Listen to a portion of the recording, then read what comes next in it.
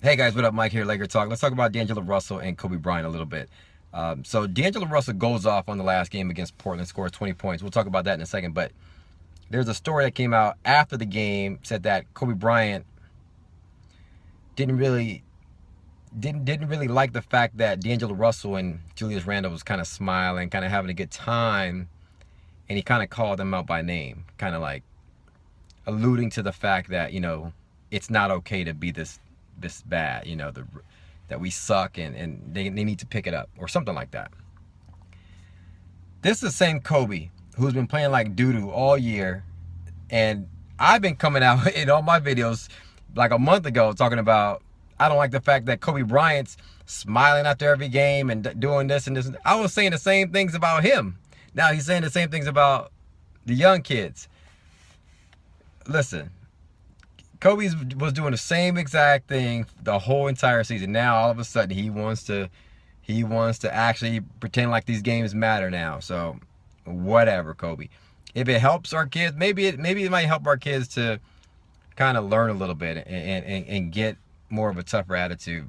Hey, it might work, but it is what it is. We suck, and this season is a wash. And when kids come into a losing situation, they get used to losing, and that's what we are right now. So 19-year-old D'Angelo Russell has a good game. Guess what? He's got $5 million sitting in the bank. Yeah, he's gonna smile talking about what club we going out to tonight. That's what they do. Julius Randle's young too.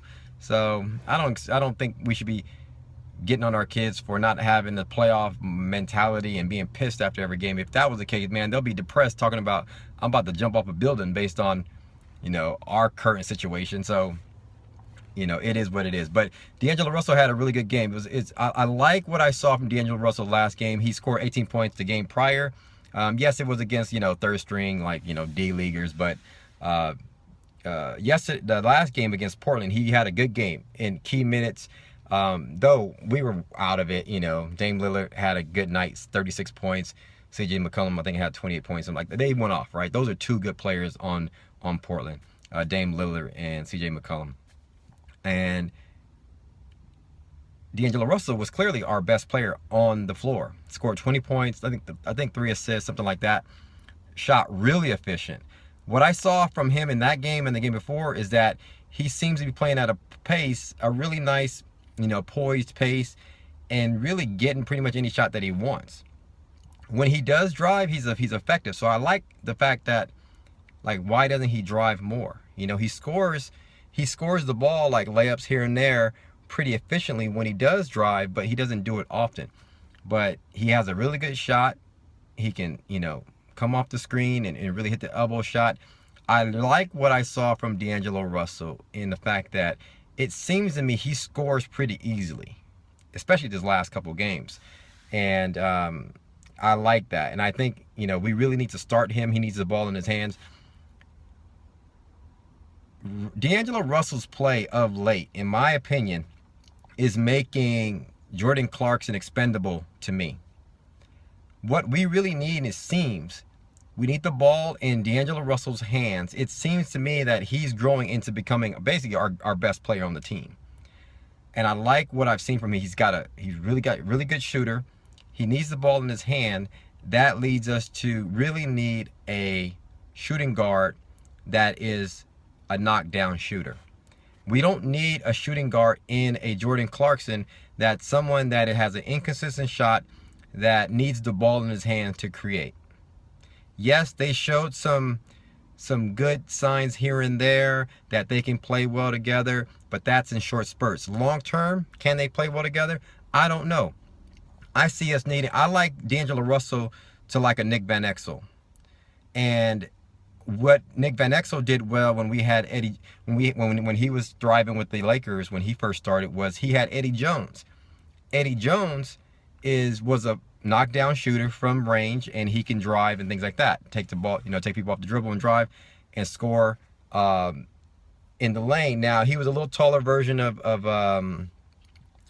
Jordan Clarkson, but Eddie Jones had a better shot than Jordan Clarkson, and Eddie Jones was a pure 2. So it went really well with Nick Van Exel and Eddie Jones because Nick Van Exel handled the ball pretty much 90% of the time, Eddie Jones played off the ball. So if you think Jordan Clarkson is that type of player that can play off the ball, you know, hit the shot and things like that, I don't know. He's more of a poor man's Monty Ellis that I think, you know, he has good value. I think we really need just a pure two. Somebody plays off the ball like you know, CJ McCollum plays off the ball. Klay Thompson plays off the ball. You know, Ray Allen type players played off the ball. We need those type of guys who are just shooters rather than somebody who needs the ball and needs to create, you know, off the pick and roll, things like that, and leave that to D'Angelo Russell. That's my opinion. After the game, it was kind of funny, you know, Byron Scott kind of was still criticizing D'Angelo Russell, like he played okay, but there's some lapses and things like that.